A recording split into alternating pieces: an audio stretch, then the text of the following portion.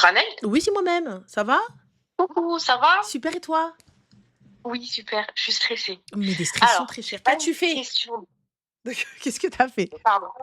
Non, j'ai rien fait. C'est pas une question de mec ou quoi que ce soit, D'accord, dis-moi tout. mais c'est une question de en fait, je t'avais appelé en août parce que j'avais annulé mon mariage et cetera à Mmh 1 mois et cetera mh. et en fait, là, je suis en train de faire une grosse rétrospective sur moi et je me rends compte que, bah, déjà, j'allais me marier parce que je m'ennuyais, parce que je l'aimais pas et en fait, en 5 ans, genre, je prends plus soin de moi. Genre, c'est-à-dire que je me maquille plus, je prends pas soin de moi, je sais plus m'habiller, j'ai pris 30 kilos et je sais pas comment avancer dans la vie. Et voilà, ma question c'était, comment faire? Coach C'est nul, hein, sportif, comme Mago? question, Mais non, mais c'est pas nul. Mais tu c'est quoi, en fait? Regarde, là, aujourd'hui, comment est-ce que toi, tu veux maigrir? Est-ce que toi, tu veux peut-être te sentir mieux dans ton corps? oui, mais ça fait 5 ans que j'essaye. À 2 reprises, j'ai perdu 10 kilos. Ensuite, je les reprenais très rapidement. Pourquoi tu les reprenais Mais en rapidement? fait, Parce que tu ne faisais pas de rééquilibrage alimentaire, tu ne rééquilibrais pas ta bouffe. oui, c'est ça. En fait, je faisais un rééquilibrage, je perdais et après j'étais dans la confiance et du coup après, bah, je reprenais tous les kilos et comme j'ai beaucoup de problèmes de famille, je t'avais ra enfin, je sais plus si tu te Mmh. souviens, je t'avais raconté, et cetera, bah, en fait, je me réfugie énormément dans la nourriture. Mmh. Donc je vais voir une psy et cetera. Mais en fait, à l'heure d'aujourd'hui, je me rends compte qu'en 5 ans, j'ai pris 30 kilos.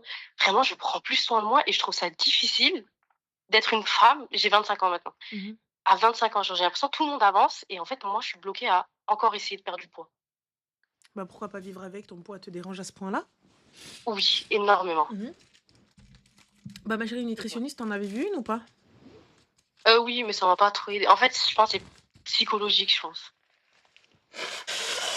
Ma chérie, on peut pas bouffer et dire c'est juste psychologique. Après une psy, tu en as vu une? Oui, j'en vois une actuellement. D'accord. Qu'est-ce qu'elle te dit à ce sujet-là? Bah, elle me dit: «Faut pas se réfugier dans la nourriture, faut aller faire du Oui, mais ça, tu sport, le faut sais. sortir». Bah, en fait, c'est les seuls retours que j'ai et c'est ce que j'essaye de faire. Mmh. Mais juste, par exemple, me maquiller, alors que j'aimais beaucoup faire ça à l'époque, bah, je le fais plus du tout. M'habiller, alors d'aujourd'hui, je vais sortir en jogging et c'est ça y est, c'est tout. Alors, on a Mad qui te parle d'opération. Ma chérie, l'opération n'est pas à Non, prendre à la légère. Moi, non, je non, l'ai je ferai pas ça. faite et ça a été la meilleure décision de ma vie, mais il y a des séquelles et il y a des inconvénients, même quand bien même 10 ans après. Tout ce qui est piqûres, tout ça et cetera, je ne conseille absolument pas. Les gars, tout ce qui va être, ce qu'ils vous disent Mounjaro et compagnie et tout ça, je ne vous conseille Oui, je pas. vais le faire. Je ne vous conseille pas. C'est des choses qui peuvent créer de très, très graves problèmes de santé, qui peuvent créer des soucis. Sachez que même l'opération, la sleeve, tout ce qui est opération bariatrique et compagnie, ça peut être très compliqué aussi. J'ai eu une sleeve et derrière, il peut y avoir aussi beaucoup de complications. C'est pas juste tu te lèves un matin, tu dis: «Solution de facilité, on prend ça». D'accord? Faut bien réfléchir, il y a des examens à faire, il y a beaucoup de choses à faire, il y a des psys à aller voir, ça se passe pas comme ça. Tout en sachant que derrière, il va y avoir énormément de séquelles. Donc voilà, donc il va y avoir énormément de séquelles, il va y avoir beaucoup de choses. Aujourd'hui, en fait, c'est éduquer, je vous dis honnêtement, et l'Ozempic, ma chérie, tu diabétique? T'es pas diabétique, Non. donc pourquoi tu prends un médicament comme ça? Louisa, ma chérie, je vous le dis clairement, vous jouez avec votre santé. Certes, vous allez perdre du poids, mais lorsqu'il va vous arriver un truc à l'intérieur de votre corps, comment tu vas le comment? Voilà, comment tu fais? Comment tu fais? Donc très sincèrement, j'entends. Il y a pas de souci, ce que vous voulez, ouais, ça marche, ouais, ça fonctionne, mais au détriment de quoi? Qu'est-ce que comment? Donc en vrai, comme ça, les médecins qui sont diplômés, qui ont fait voilà les études, ils vous disent que c'est pas bien et vous suivez pas les médecins. Vous allez suivre une meuf qui vient, qui vous dit: «Ouais, regarde, ça y est, je me suis piqué, c'est trop bien, nin nin». Les gens, il y a des gens qui ont quand même fait beaucoup d'études et c'est pas un médecin qui te dit non, c'est une multitude de médecins qui te dit non. Donc quand même.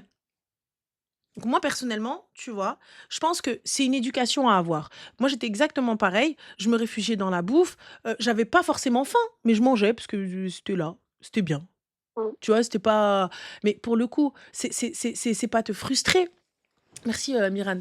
Tu vois? Donc c'est pas te frustrer, il faut juste apprendre à mieux manger. Apprendre, c'est peut-être pas en réduisant les quantités ou autre chose et cetera, mais changer ce qu'il y a dans ton assiette, tu vois? Aussi boire, aussi beaucoup, tu vois? Faire des thérapies en ce sens aussi, tu vois? Essayer de régler le problème et le sport, je sais que je suis toujours, en train de vous dire: «Ouais, ah, j'ai pas envie d'aller au sport, j'ai pas envie d'aller au sport». Mais je vous dis honnêtement, là, c'est nécessaire. C'est nécessaire. C'est important. C'est important de faire du sport, c'est important le réglage, peu importe le sport que vous allez faire. Même de la marche. Oui, même de la marche, c'est important. Au moins, vous bougez et vous allez changer votre corps et c'est tout. Honnêtement, moi, j'étais très grignotage. J'ai remplacé tout ce que je grignotais. Tu sais, ça a été, par des baby carottes, chou-fleur, trucs, tu vois, ce genre de choses. OK, c'est pas super, super, mais les gars, quand vous allez prendre l'habitude, fin, ça va passer. Parce que derrière, les carences que tu vas te taper, c'est une dinguerie. Tes dents, elles vont être impactées, tes cheveux vont être impactés, ta santé va être impactée, ton diabète, ta tension, tout va être impacté.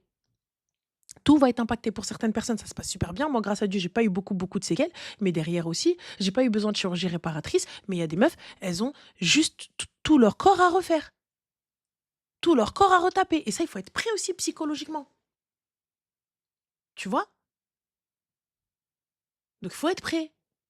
À partir du moment où tu as anonyme qui vient qui te dit: «Désolé, le Manjaro n'est pas dangereux», à partir du moment où tu es en anonyme, tu fermes ta gueule. Tu peux pas venir attester qu'un médicament, tu vois, une piqûre que tu injectes dans ton corps, tu viens, tu me dis: «C'est pas dangereux», tu es pas médecin. Demain, il y en a une, elle meurt par ta faute, tu vas rien comprendre. Tu vas voir flou, c'est tout. Si c'est pas un médecin, vous avez fait des analyses qui vous donnent quelque chose pour perdre, c'est pas la peine.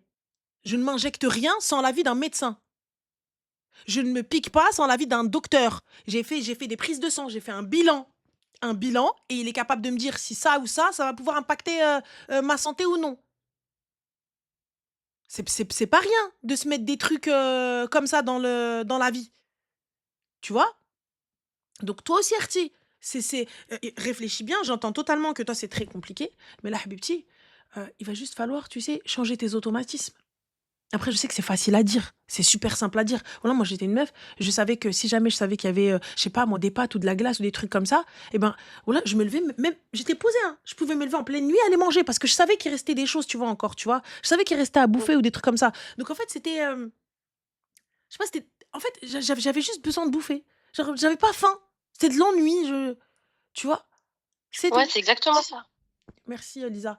Toi, donc vraiment de l'ennui, j'avais pas forcément il y avait rien et à la fin et honnêtement, tu te vois pas honnêtement aussi grosse, aussi, parce que moi, je suis montée jusqu'à 135 kilos et tu sais à quel moment? C'est en voyant des photos et je me suis dit: «Mais gars, mais comment j'en suis arrivée là?»